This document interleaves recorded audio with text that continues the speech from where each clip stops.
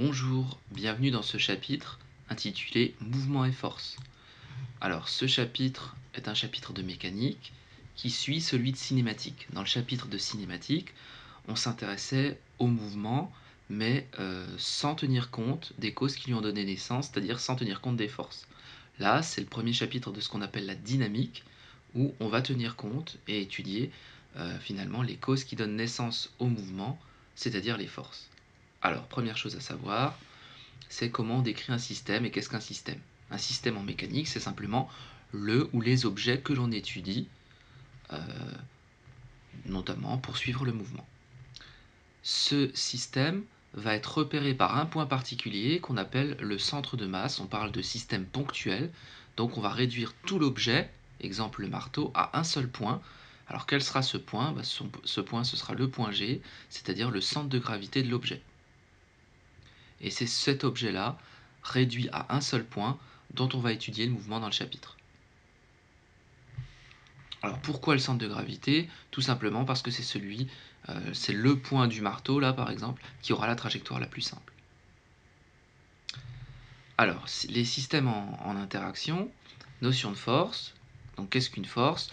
Une force, c'est toute cause capable de déformer un corps ou de modifier son état de repos ou de mouvement. On ne voit pas une force, mais on observe ses effets. Parler de force ne veut rien dire, il faut toujours préciser force exercée par A sur D qu'on note F de A sur B. Si par exemple vous avez un objet qui est en train de rouler, imaginez un cylindre qui roule sur une table, et tout d'un coup vous le poussez, vous êtes bien d'accord que vous modifiez son mouvement. Vous ne voyez pas la force, mais vous voyez son effet, c'est-à-dire que le mouvement est modifié, il ne va plus par exemple de façon rectiligne, mais il est légèrement dévié sur le côté. Donc une force peut avoir pour effet de déformer le système. Vous donnez un coup dans un objet par exemple, vous pouvez déformer l'objet dans une balle, avec le pied par exemple, le mettre en mouvement, il était initialement au repos, toujours une balle au sol, vous frappez dedans, et bien la balle se met en mouvement. Ou bien vous modifiez sa trajectoire, imaginez une bille qui roule sur une table, si tout d'un coup vous approchez un aimant, la bille va être soit attirée soit repoussée en fonction des polarités, et donc son mouvement va être modifié. La force est une grandeur vectorielle. Elle est donc décrite par un vecteur, en ce sens, savoir qu'elle possède une direction, un sens, une intensité, qu'on appelle aussi une norme, c'est-à-dire une valeur en newton, et un point d'application. Et on la mesure avec cet appareil qui s'appelle le dynamomètre, qui est directement gradué en newton. Exemple ici, vous avez un enfant qui tire un petit chariot, et bien la force exercée par le fil sur le chariot, elle est le long du fil, elle s'applique au point de contact entre le fil et le chariot, elle a une direction que l'on pourrait détailler en prenant un angle par exemple avec l'horizontale, et un sens, elle est dirigée dans le sens du garçon qui tire le chariot. Donc une force est représentée par un vecteur. On va maintenant lister les différentes forces que l'on va rencontrer tout au long de ce chapitre. Alors, première petite définition, un solide soumis à aucune force est dit isolé. Quand on parle de système isolé, c'est qu'il est soumis à aucune force. Donc il faudrait imaginer qu'on est par exemple éloigné de tout, au fin fond de l'espace. Là, on a un solide qui est isolé. En toute rigueur, c'est un état qui n'existe pas. C'est un état théorique, puisque la force gravitationnelle, elle a toujours une portée infinie. Mais admettons qu'on soit très très loin dans l'espace, on peut considérer qu'on a un système isolé. En revanche, on a un système dit pseudo-isolé lorsque les forces se compensent, c'est-à-dire quand la somme des forces vaut 0. Par exemple, un objet posé sur une table, si on s'intéresse à ses forces, comme il est au repos, il est immobile, il y a le poids qui est dirigé vers le bas, et puis il y a la réaction de la table sur cet objet qui est dirigée vers le haut. Là, la somme des forces vaut 0, on peut considérer que le système est pseudo-isolé dans le référentiel terrestre. Alors, si on s'intéresse aux différentes forces, des petits rappels, notamment la force gravitationnelle. Alors, qu'est-ce que c'est que la force gravitationnelle? La force gravitationnelle, c'est une force attractive tout d'abord, ça c'est très important de s'en souvenir, qui s'exerce entre deux corps, un corps A et un corps B, qui ont une masse MA et MB, et qui sont distants d'une distance D. Alors que nous dit cette force? Elle nous dit que finalement tout ce qui a une masse s'attire. La force exercée par A sur B, c'est la même que la force exercée par B sur A. Et qu'est-ce qu'elle vaut? Elle vaut grand G, la constante de gravitation universelle, qui vaut partout dans l'univers 6,67 10-11 newton mètre carré kilogramme moins 2, fois la masse du corps A, fois la masse du corps B en kilogrammes, divisé par la distance qui les sépare au carré, cette distance étant en mètres. Bien entendu, FA et FB sont des forces, donc elles s'expriment en newton. On constate que ces deux forces ont la même direction, la même valeur, c'est-à-dire la même intensité, même valeur en newton, mais en revanche elles sont de sens opposé, donc vectoriellement on peut écrire que la force de B sur A, avec un vecteur, c'est moins la force, pardon, on voit pas bien le moins, c'est moins la force de A sur B. Vectoriellement. En revanche, en norme, donc en intensité, ce sont les mêmes.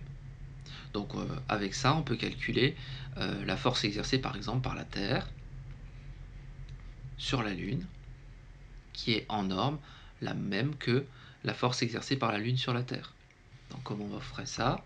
Force exercée par la Terre sur la Lune, c'est grand G fois la masse de la Terre en kilogrammes fois la masse de la Lune en kilogrammes divisé par la distance Terre-Lune au carré. Si on la représente vectoriellement, la force exercée par la Terre sur la Lune, la Terre attire la Lune, donc c'est une force qui part de la Lune, ça c'est la force exercée par la Terre sur la Lune, puisque la Terre attire la Lune. Inversement, la force exercée par la Lune sur la Terre, elle partirait de la Terre et elle arriverait vers la Lune. Autre force, si tant est qu'on puisse dire que c'est une autre force, c'est le poids. Alors ce qu'on appelle communément poids, en réalité on considère que le poids, c'est la force gravitationnelle, donc surtout pas confondre poids et force gravitationnelle, mais exercée par la Terre sur un corps qui est à la surface de la Terre. Donc le poids est un cas particulier de la force gravitationnelle entre la Terre et un objet. Alors ce poids, vous l'avez appris il y a bien longtemps, on le calcule de la façon suivante, m fois g, avec le petit g qui vaut l'intensité de la pesanteur terrestre, et m la masse du corps sur la Terre. Alors en réalité, comme je disais, ce qu'on appelle poids, c'est la force exercée par la Terre sur l'objet qu'on considère, et ça vaut grand G fois la masse de la Terre fois la masse de l'objet divisé par la distance entre la Terre et l'objet, mais si on, au carré. Si on s'intéresse un peu plus près, imaginons qu'on ait la Terre et un objet posé à la surface. Alors l'objet, ça peut être vous. Par exemple, calculons votre poids sur la Terre. Quelle est la distance entre les deux? Je rappelle qu'on travaille avec des systèmes ponctuels, c'est-à-dire qu'on assimile la Terre à son centre de gravité, c'est-à-dire le centre d'une sphère, et puis vous à votre centre de gravité. Quelle est la distance entre les deux? Eh bien, il y a ici le rayon de la Terre, plus la hauteur, qu'on appelle h, entre la surface du sol terrestre et puis le centre de gravité. Votre centre de gravité, typiquement, il est situé à peu près 1 mètre. Le rayon de la Terre, il vaut à peu près 6400 km.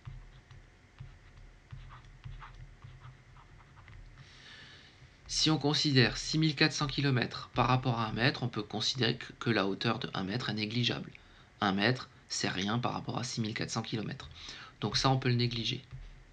Résultat, quand on calcule le poids d'un objet, que ce soit votre masse ou la masse d'un stylo ou la masse de l'un de vos camarades, eh bien, on peut considérer que ce terme-là, il sera tout le temps constant, c'est-à-dire on aura toujours le même à calculer. Ce qui va varier pour calculer le poids, c'est la masse de l'objet qu'on considère, le petit m.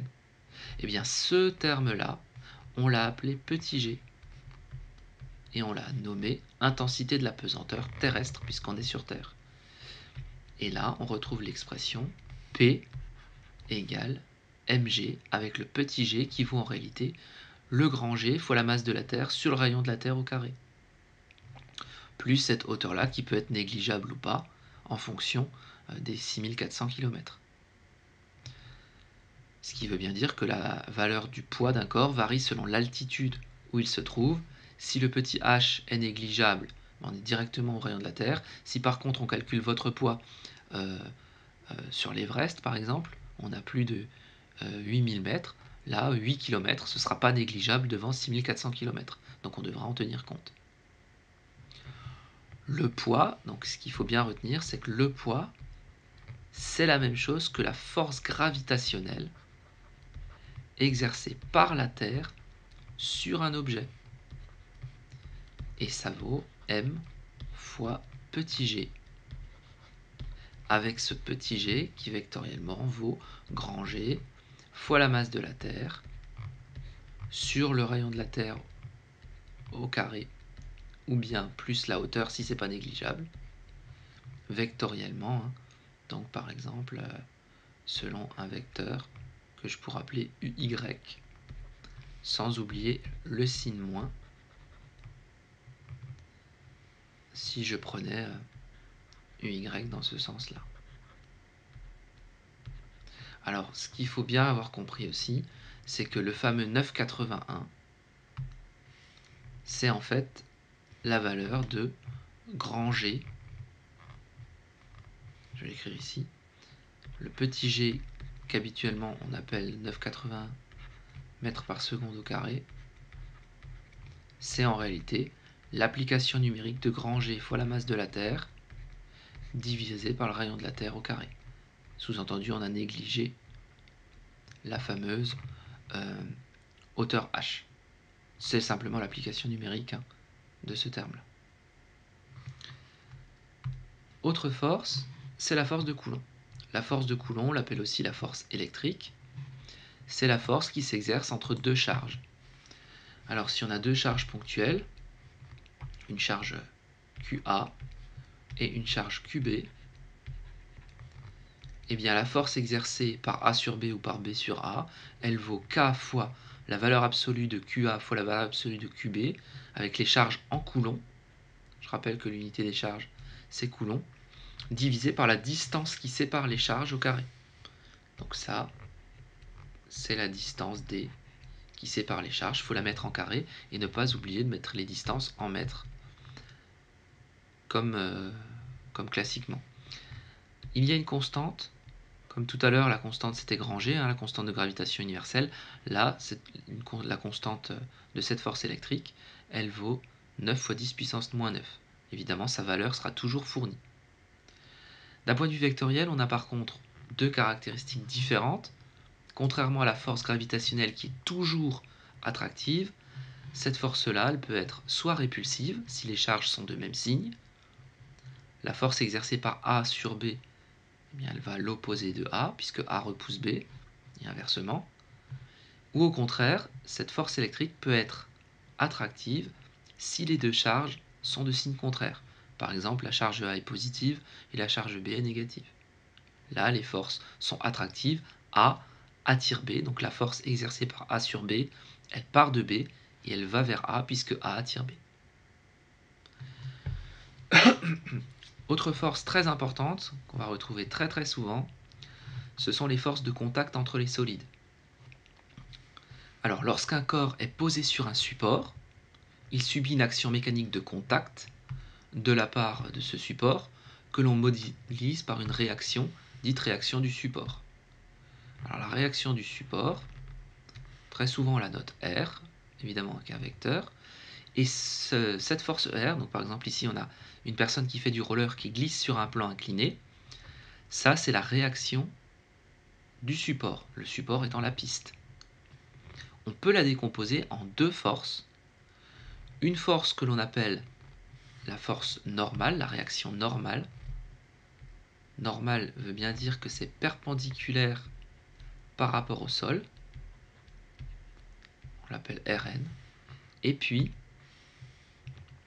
une force ici qu'on appelle tangentielle, la réaction tangentielle, puisqu'elle est tangente à la trajectoire, qui en réalité représente les frottements solides.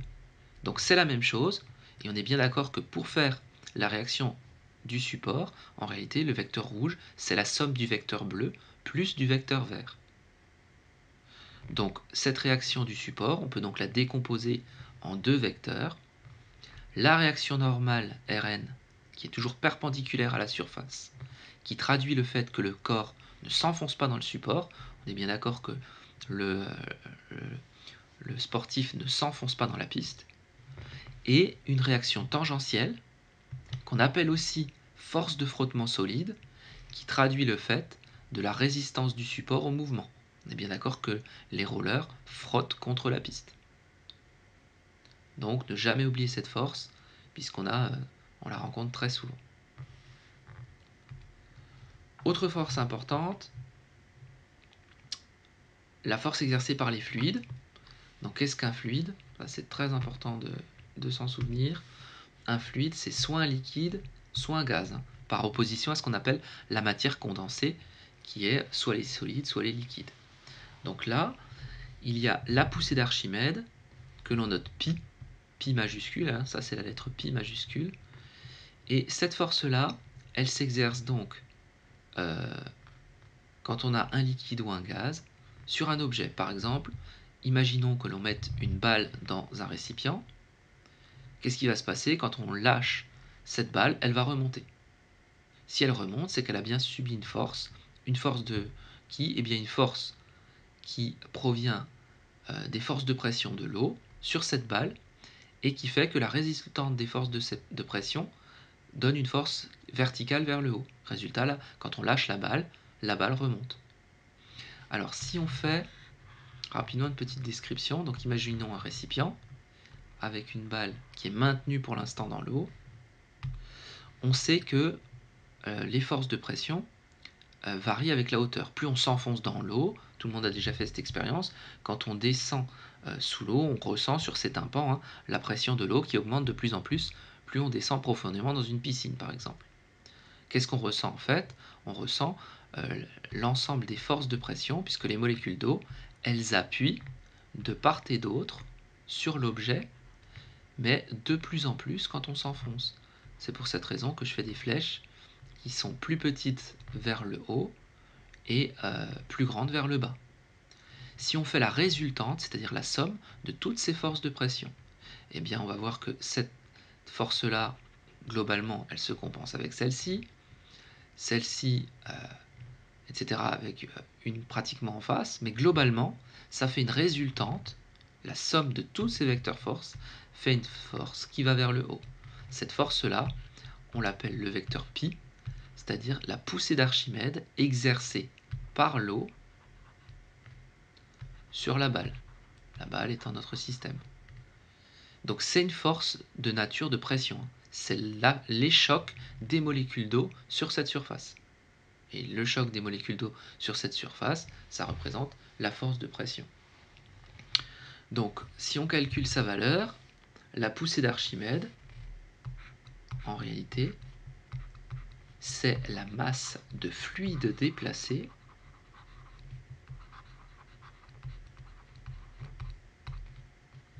fois G. Petit g étant l'intensité de la pesanteur sur Terre.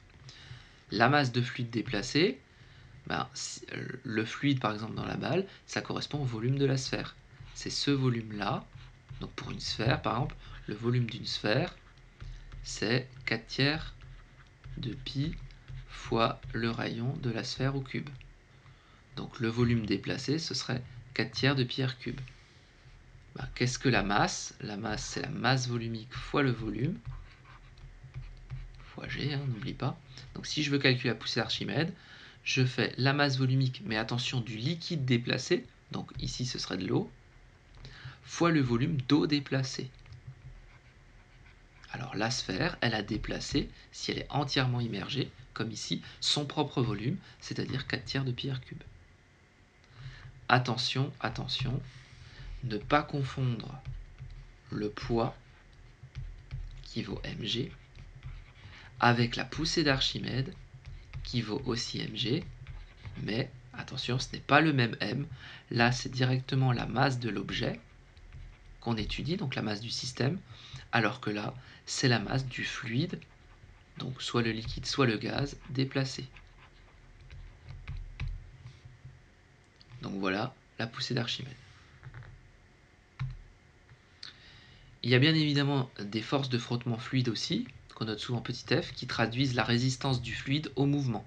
Par exemple, lorsqu'un skieur dévale une piste, il glisse, eh bien, il y a les forces exercées notamment par l'air sur le skieur. L'air est un fluide, puisque c'est un gaz, hein. Donc ce sont des forces de contact, puisque directement les molécules d'air frappent le visage du skieur, qui s'opposent au déplacement de l'objet. Un autre exemple, les forces de frottement de l'huile sur une bille en chute libre dans ce liquide. Vous lâchez une bille dans de l'huile, eh bien, l'huile va frotter sur la bille pendant qu'elle est en train de tomber. Donc, si on représente la situation de façon simple, vous avez un récipient, vous avez une bille dans de l'huile, la bille va chuter vers le bas puisqu'elle est soumise à son poids et c'est la force qui l'emporte, mais il y a des forces de frottement. Ces forces de frottement exercées par l'huile sur la bille, on les appelle petit f. En plus de la poussée d'Archimède. La poussée d'Archimède existe aussi, puisque le liquide ici, c'est l'huile. Autre force importante qu'on peut être amené à rencontrer, c'est tout simplement la tension d'un fil. Donc exemple, la jeune femme tire la petite fille sur la luge, il y a bien une force qui va le long du fil, qui s'applique au niveau du point de contact, d'accord, dans la direction orientée de l'extrémité de contact vers l'extrémité opposée du fil. Pareil, quand on a une bille ici, ou une balle accrochée à un fil, on est bien du point de contact vers le fil, ce qu'on appelle la tension du fil, qu'on note T. On va maintenant s'intéresser aux lois de Newton. Alors, les 3 lois de Newton, hein, extrêmement connues et très importantes. Donc, Isaac Newton, ce fut le premier à établir des relations entre le mouvement et les forces qui lui sont impliquées. La première loi de Newton bien connue, on l'appelle aussi principe de l'inertie. Et depuis Aristote, on pensait que pour maintenir la vitesse d'un mobile constant, il était nécessaire de lui appliquer une force. Galilée a montré que, au contraire, il n'était pas nécessaire d'appliquer constamment une force pour maintenir finalement un mouvement rectiligne uniforme. Et Newton a reformulé cette idée, donc finalement avec un énoncé moderne de la façon suivante, dans un référentiel galiléen, qu'on appelle R, lorsqu'un solide est isolé, c'est-à-dire soumis à aucune force, ou pseudo-isolé, c'est-à-dire que la somme des forces finalement se compense, son centre d'inertie est soit au repos, si G est initialement immobile, soit animé d'un mouvement rectiligne uniforme. Ce qu'on peut traduire vectoriellement par si delta Vg égale à 0, alors la somme des forces extérieures au système est nulle, et réciproquement. Donc par exemple, on peut dire que quand un objet est immobile, eh bien par exemple, faisons un exemple très simple, hein, un objet posé sur une table, si on fait le bilan des forces, on a son poids, on a la réaction de la table, la somme des forces vaut 0, donc le mouvement est immobile. Ou bien, l'objet est immobile, donc la somme des forces qui s'appliquent à lui est nulle.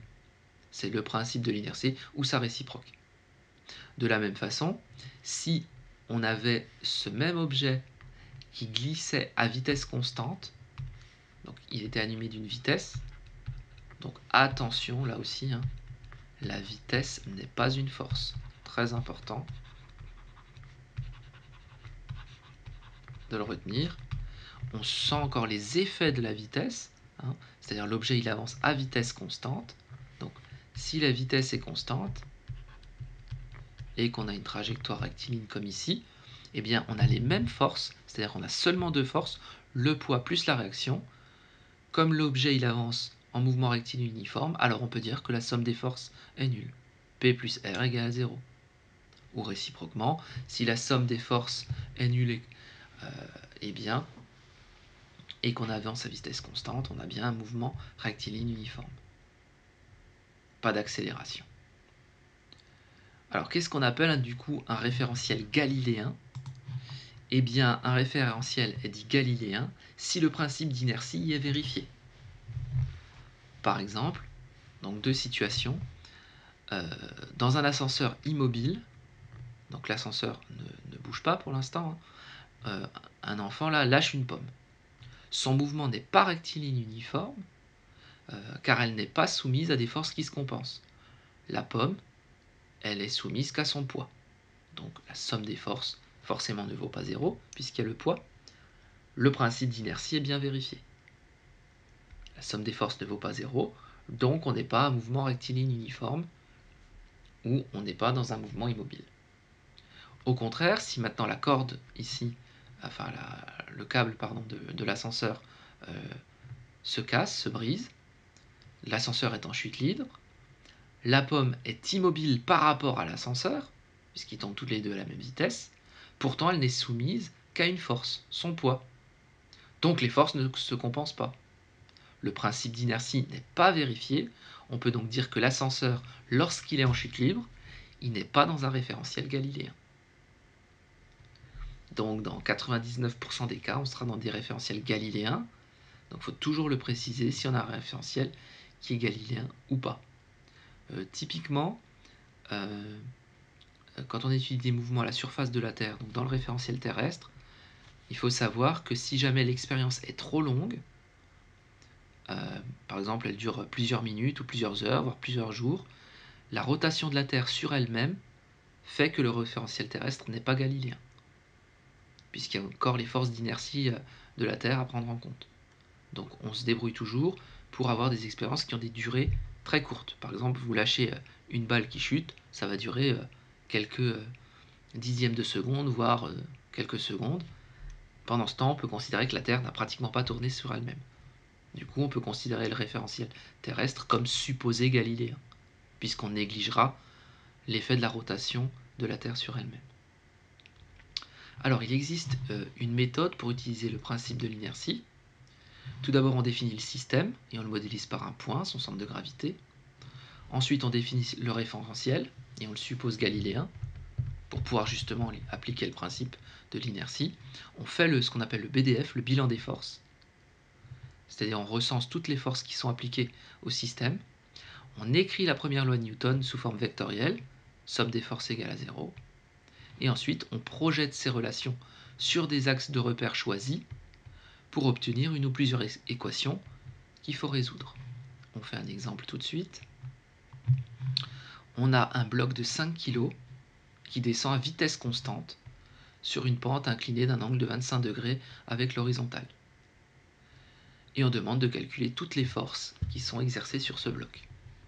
Alors, première chose à bien comprendre et à repérer ici, ça c'est fondamental, c'est qu'on a un bloc qui descend à vitesse constante. Donc on a une trajectoire rectiligne uniforme, donc on sait qu'on pourra utiliser la première loi de Newton. C'est-à-dire que la somme des forces vaudra 0. C'est parce qu'il y a écrit à vitesse constante. Et que la trajectoire, elle est rectiligne. Ça va faire ça. On a la masse, on a cet angle qui fait 25 degrés. Première chose à faire, définir le système. Le système, c'est le bloc assimilé au point G. Le point G, c'est le centre de gravité du bloc. Donc on représente ce bloc uniquement par ce point-là. Le référentiel, on suit le mouvement depuis la Terre, donc c'est le terrestre supposé galiléen. Ne surtout pas oublier, sinon on ne peut pas y appliquer le principe de l'inertie. On fait le bilan des forces. Quelles sont les forces qu'on a? Eh bien, on a le poids. Le poids est toujours vertical vers le bas.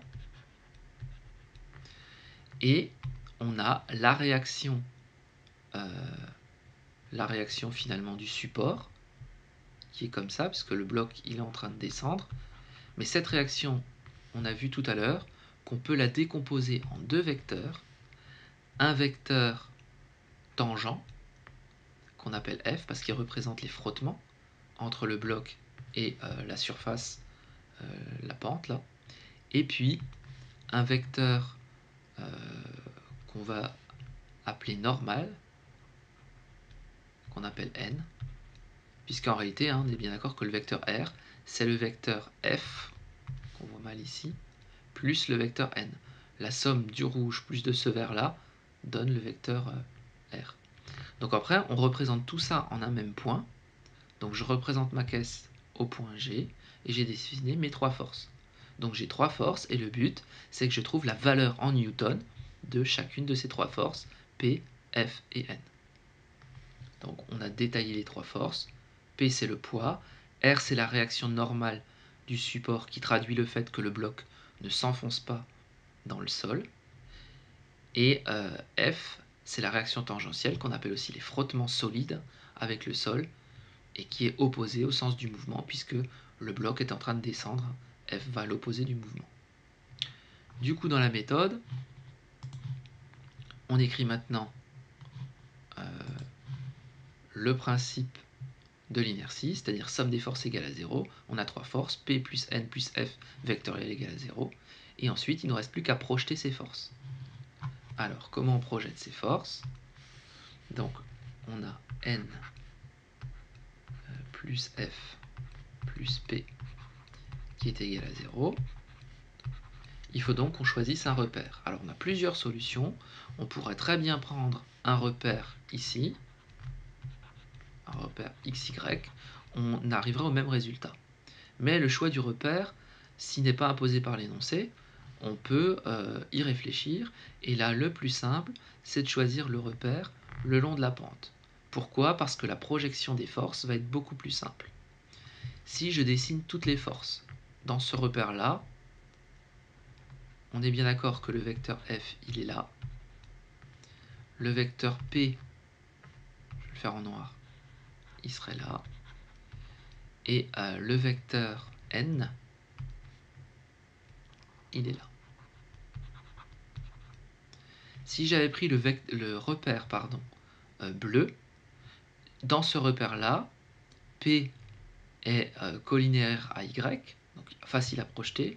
En revanche, le vecteur N et le vecteur F sont obliques, donc un peu plus difficile à projeter. C'est faisable, mais c'est un peu plus compliqué. Si je prends la base qui est proposée ici, le repère XY, il est là. X et Y. Là, on est bien d'accord que la force verte N, elle est collinéaire à Y, donc elle est facile à projeter. La force rouge F, elle est collinéaire à X, facile à projeter. Il y a juste le poids qui est plus difficile à projeter parce qu'il est oblique. Donc si au niveau des deux repères, là, on a une force un peu difficile à projeter, c'est P, alors que là, on a deux forces un peu difficiles à projeter, c'est F et N. Donc il est plus judicieux d'utiliser ce repère plutôt que celui-là. Maintenant, on écrit les projections.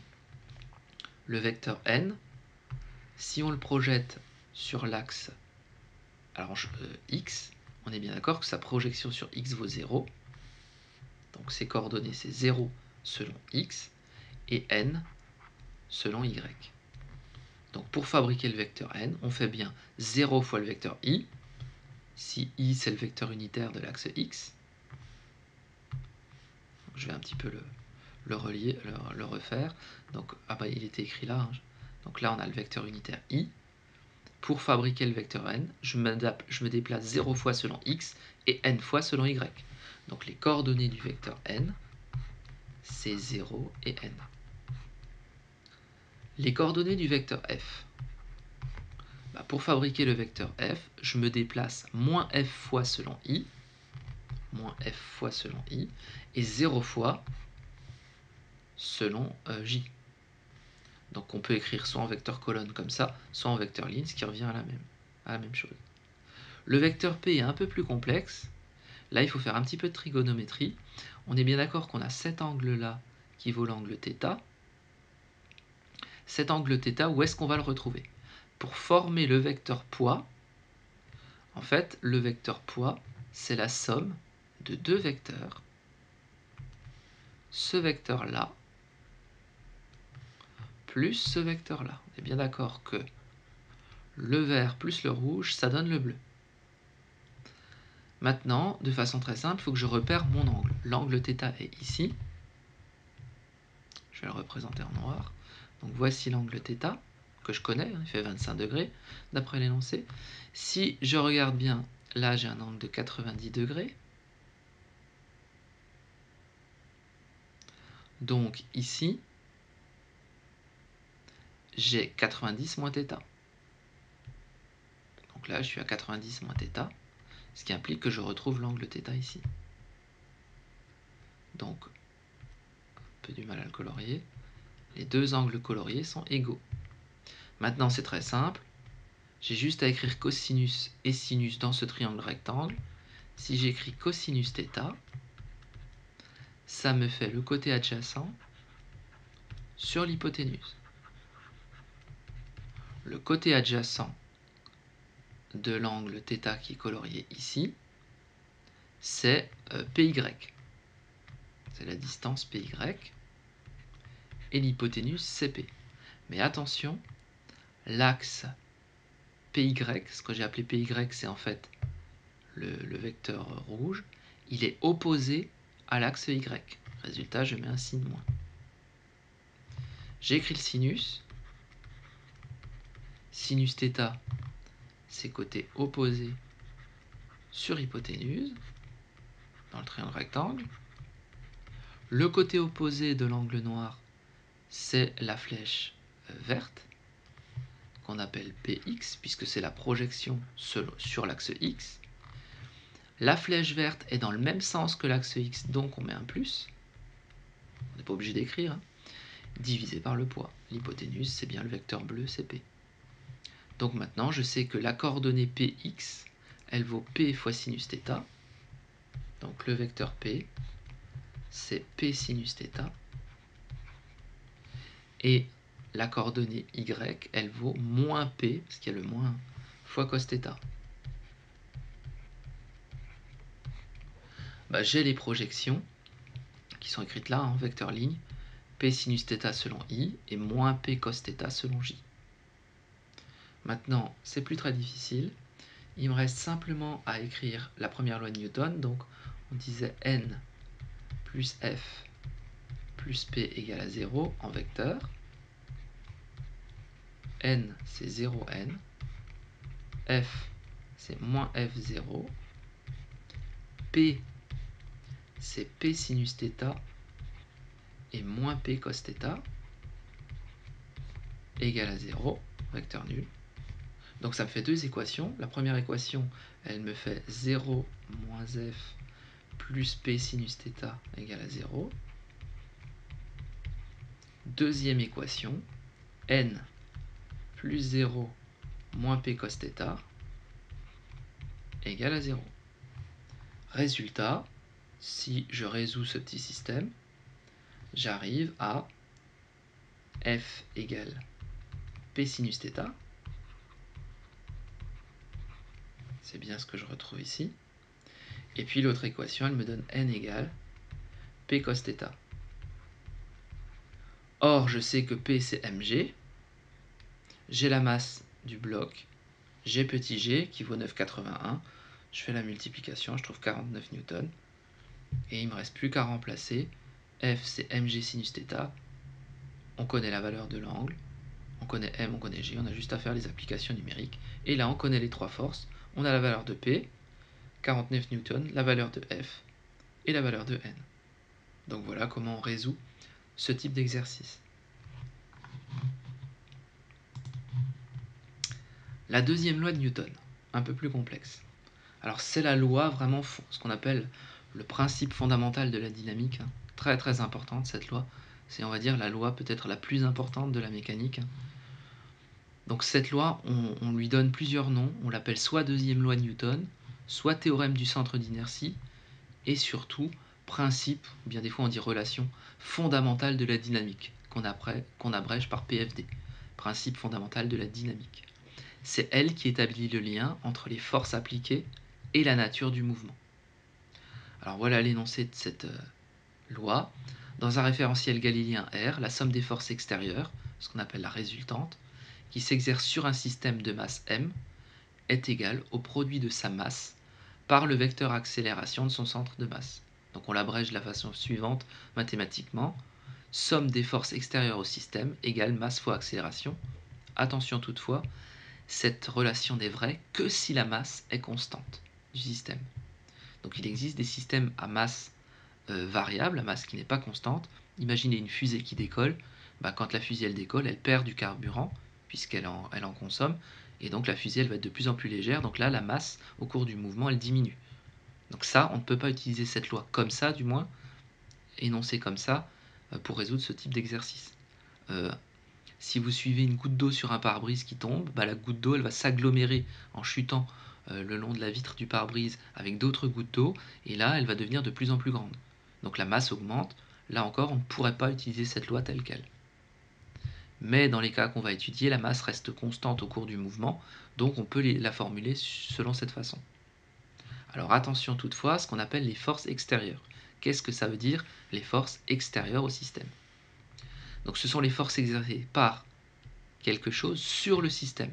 Ça veut dire qu'on va toujours s'intéresser à force exercée par truc ça peut être n'importe quoi, mais sur le système. C'est ça qui nous intéresse, sur l'objet qu'on étudie. Exemple, si le système c'est la voiture plus la caravane, l'ensemble des deux, quelles sont les forces qu'on appelle les forces extérieures? Là on voit qu'on a dessiné plusieurs forces. La force exercée par la caravane sur la voiture en vert, la force exercée par la voiture sur la caravane en bleu, la réaction du sol sur la caravane et la voiture, ou le poids, c'est-à-dire la force exercée par la Terre sur l'ensemble des deux. Eh bien, les forces extérieures, c'est uniquement sur le système, ce qui s'applique au système. Caravane, ce n'est pas le système, puisque le système, on a dit, c'est voiture plus caravane. Donc la force bleue n'est pas une force extérieure au système. La force verte, là on voit qu'il n'y a pas écrit voiture plus caravane, il n'y a que voiture, donc c'est pas le système. Finalement, donc, les seules forces qui s'appliquent à notre système caravane plus voiture, c'est la réaction du sol et le poids. Donc attention, les forces extérieures, ce sont les forces exercées par quelque chose sur le système. C'est pour ça qu'il convient de toujours préciser au départ quel est le système pour qu'on sache de quoi on parle. Alors la méthode pour utiliser cette deuxième loi de Newton, c'est la même que tout à l'heure. On définit le système et on le représente par son centre de gravité. On définit le référentiel d'étude et on le suppose galiléen. On fait le bilan des forces extérieures, donc appliquées au système. On utilise la deuxième loi de Newton, qui est somme des forces égale masse fois accélération cette fois-ci. Et on projette la relation vectorielle sur des axes pour obtenir une ou plusieurs équations qu'il faut résoudre en isolant la grandeur recherchée. Ensuite, on utilise les conditions initiales données dans l'énoncé, attention, pour déterminer les équations horaires de la vitesse et de la position. Alors on refait un exemple. Toujours un bloc de 5 kg qui descend le long d'une pente, toujours avec un angle de 25. On sait qu'à l'instant initial, au départ, quand on commence le mouvement, le bloc se situe à l'abscisse x égale m, et il est lâché sans vitesse initiale. C'est-à-dire qu'on ne le pousse pas au départ. Tout d'un coup on lâche et il commence à glisser. On donne le champ de pesanteur, et la question c'est d'établir les équations horaires de la vitesse et de la position, sachant qu'on néglige les frottements. Donc là, petite différence par rapport à tout à l'heure, il n'y a pas de frottement. Donc si on fait la méthode, premier point, définir le système, c'est le bloc assimilé au point G, centre de gravité, donc finalement on n'étudie que le point G. Référentiel terrestre supposé galiléen, à ne pas oublier. Bilan des forces, ce sont les mêmes forces que tout à l'heure, mais cette fois-ci, il n'y a plus les forces de frottement, c'est-à-dire la réaction tangentielle, puisqu'on a dit que les frottements étaient négligés. Donc on n'a plus que la réaction du sol, qu'on appelle la réaction normale, N, et le poids du bloc, donc deux forces. On écrit ensuite le PFD, principe fondamental de la dynamique, somme des forces égale MA. Les seules forces extérieures au système sont P et N, donc P plus N égale MA. Et ensuite on fait les projections. On reprend le même repère que tout à l'heure. Les projections du vecteur N dans la base OXY ou OIJ, c'est simplement, donc le vecteur N il est dirigé selon l'axe Y, donc il vaut 0 selon X, et puis plus N selon N. Donc c'est 0 fois i plus n fois j. On peut l'écrire comme ça. Et le vecteur p, comme tout à l'heure, il n'y a pas de différence. Hein. C'est p sinus θ selon i et moins p cos θ selon j pour les mêmes raisons qu'on a évoquées dans l'exercice précédent. Exactement la même chose. Si on écrit maintenant la deuxième loi de Newton, on peut dire que la somme des forces, donc P plus N égale MA, on traduit ça maintenant par des projections, c'est-à-dire deux équations.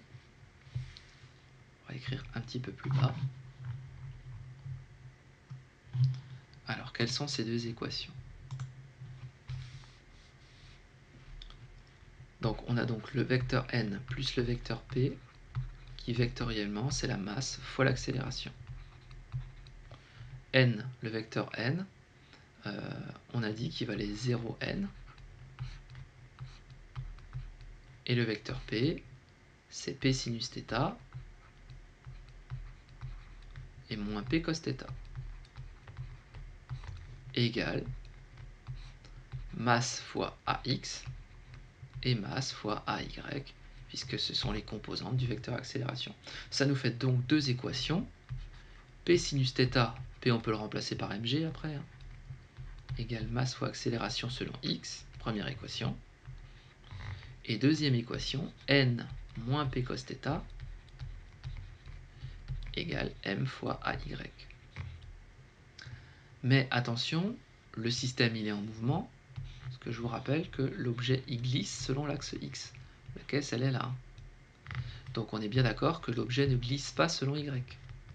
Donc ça veut donc dire que l'accélération selon y est nulle. Donc ça c'est égal à 0 en réalité. Donc on connaît la valeur de n. N est égal à P cos θ. Mais ça ne me permettrait pas de remonter à la position. Mais par contre je connais la valeur de la normale. D'accord? La composante normale.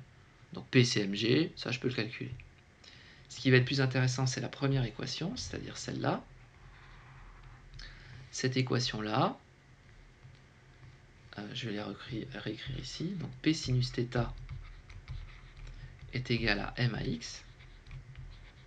Oui, mais P c'est mg. Donc j'ai mg sinus θ égale m à x. On peut donc simplifier l'équation par m. Et donc il nous reste ax, l'accélération, selon x, c'est g fois sinus θ. C'est donc un nombre, hein, c'est une constante, puisque g vaut 9,81 et θ c'était 25, sinus de 25 c'est un nombre, donc on peut calculer, hein, c'est un nombre. Donc l'accélération est constante. C'est ce qu'on appelle un mouvement uniformément accéléré. Or, souvenons-nous, donc on reprend ça un petit peu ici. Donc, je viens de dire que l'accélération selon x, c'est g sinus θ. Or, l'accélération, par définition, c'est la dérivée de la vitesse selon x par rapport au temps. Ça veut dire que si je veux trouver la vitesse selon x, il faut que je calcule une primitive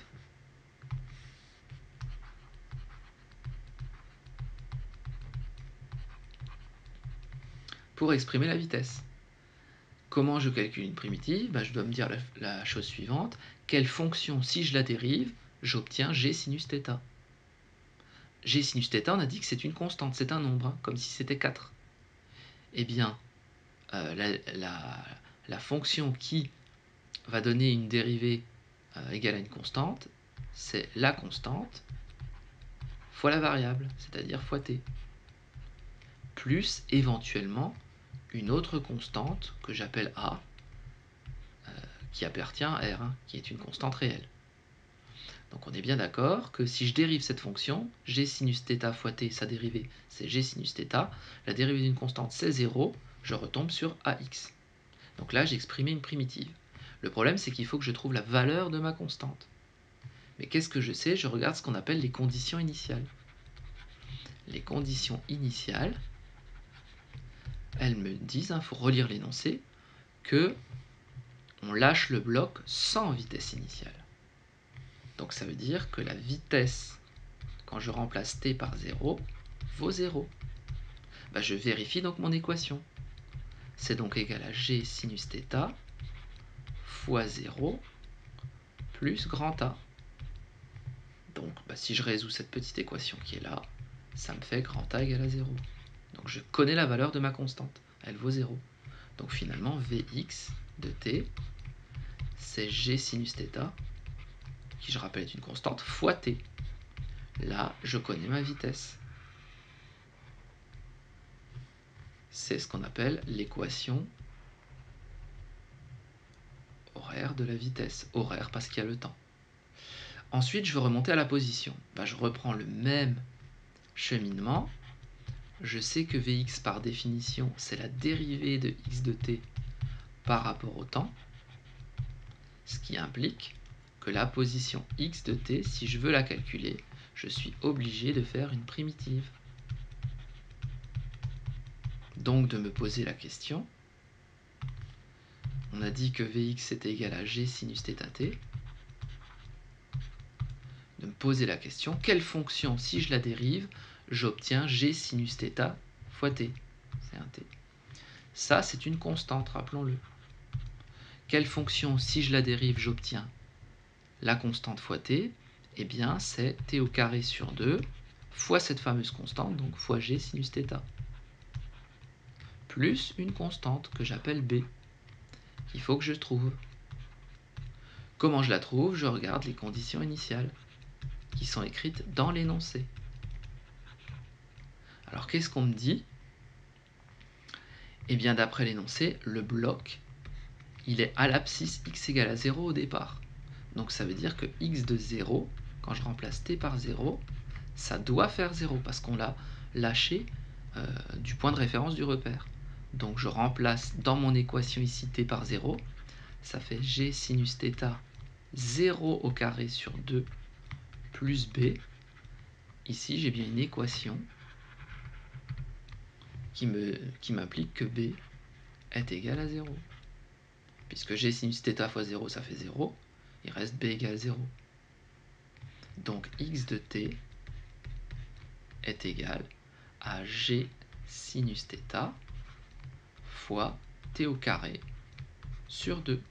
Et là, je viens de trouver l'équation de la position de x à tout instant, ce qu'on appelle l'équation horaire, puisqu'il y a le temps de la position. Voilà la méthode qu'on doit utiliser pour trouver les équations horaires.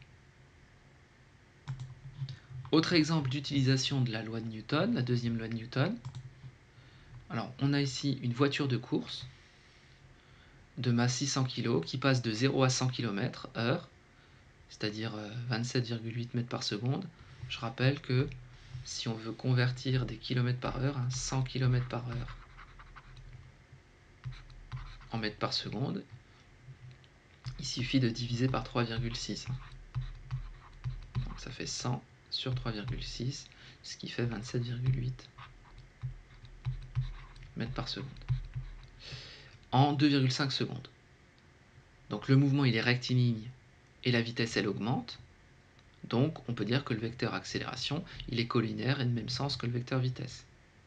Le bilan des forces c'est quoi? Les frottements, la réaction normale du sol, la force motrice, c'est le moteur qui est la plus grande puisque la voiture avance, et le poids. Deuxième loi Newton, somme des forces, c'est-à-dire les 4 forces là vectoriellement, c'est masse fois accélération. Accélération du point G, G étant le centre de gravité de la voiture. Si on nous demande de calculer l'accélération, on fait la variation de vitesse sur le temps. La vitesse, elle passe, c'est la vitesse finale, c'est-à-dire 27,8 mètres par seconde, moins la vitesse initiale, elle est passée de 0 à 100. Donc 0, même en mètres par seconde, ça fait toujours 0. Et en quelle durée? Bien en 25 secondes. Donc là, j'ai l'accélération en mètres par seconde au carré. Si j'applique la deuxième loi de Newton, je peux dire que la somme des forces, c'est masse fois accélération. Masse de la voiture, c'est 600. L'accélération, on vient de voir que c'est 11,1. Ça fait 6700 newtons. Et donc, ça représente la différence entre la force de propulsion et les frottements dus à l'air. Pourquoi? Puisqu'on est bien d'accord que la voiture ne se déplace que selon cet axe.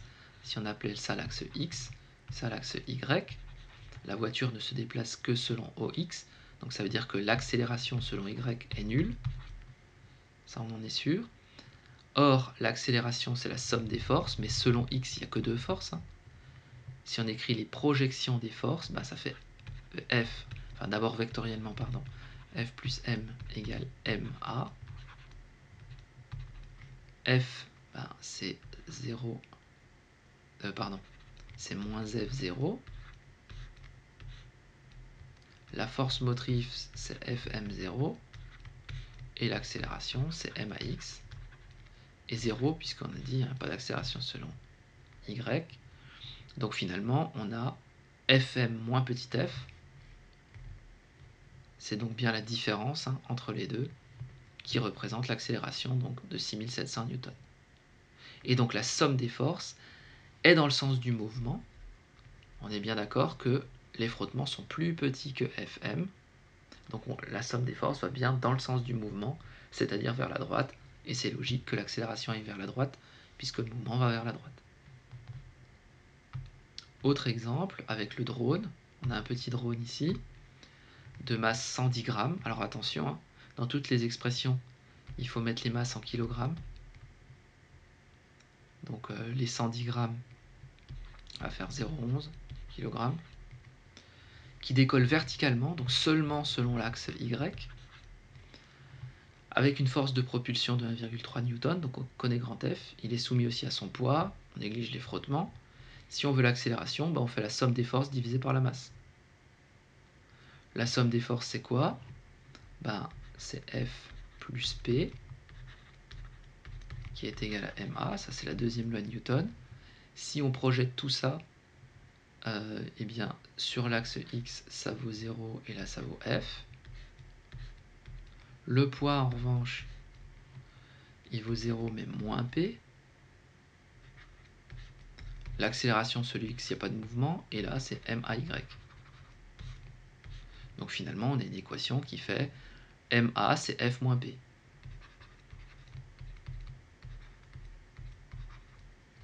Donc A, c'est F moins P sur M. Ce qui est calculé ici. F moins P, 1,3. P, c'est mg. Donc là, c'est mg. Donc c'est P. On peut donc calculer la somme des forces. Elle vaut 0,22 Newton. Et donc l'accélération, si on divise par m, elle vaut 2 mètres par seconde au carré. Donc on voit bien que l'accélération, là aussi, elle va vers le haut. C'est normal puisque le drone monte. Enfin, dernier point, la troisième loi de Newton, qui est bien connue, c'est ce qu'on appelle aussi la loi du principe de l'action et de la réaction. Si un corps A exerce sur un corps B une action mécanique, qu'on représente par une force de A sur B, alors le corps B exerce sur A une action mécanique représentée par B sur A. Et ces deux forces ont la même valeur, la même direction, mais par contre elles sont de sens contraire. Donc on dit que la force exercée par A sur B, c'est moins la force de B sur A. Par exemple, la force exercée par la Terre sur la Lune, c'est la même en valeur que la force exercée par la Lune sur la Terre. Ça vaut grand G fois la masse de la Terre fois la masse de la Lune divisée par la distance Terre-Lune au carré. Mais attention, vectoriellement, ces deux forces sont opposées. Elles sont de sens contraire. Vectoriellement, il y a donc un signe moins. En revanche, en norme, en valeur, c'est la même valeur. De la même façon, la force exercée par le mur sur l'homme, c'est égal à moins la force exercée par l'homme sur le mur. En vecteur, mais en norme, ce sont les mêmes. Le mur exerce la même force sur l'homme que l'homme exerce sur le mur. C'est ce qu'on appelle donc le principe des actions réciproques. Voilà pour ce cours. Bon courage avec l'étude et reprenez ça très calmement et très doucement. Ça demande beaucoup de temps au départ pour bien assimiler notamment les projections et la méthode pour appliquer la deuxième loi de Newton. Bon courage!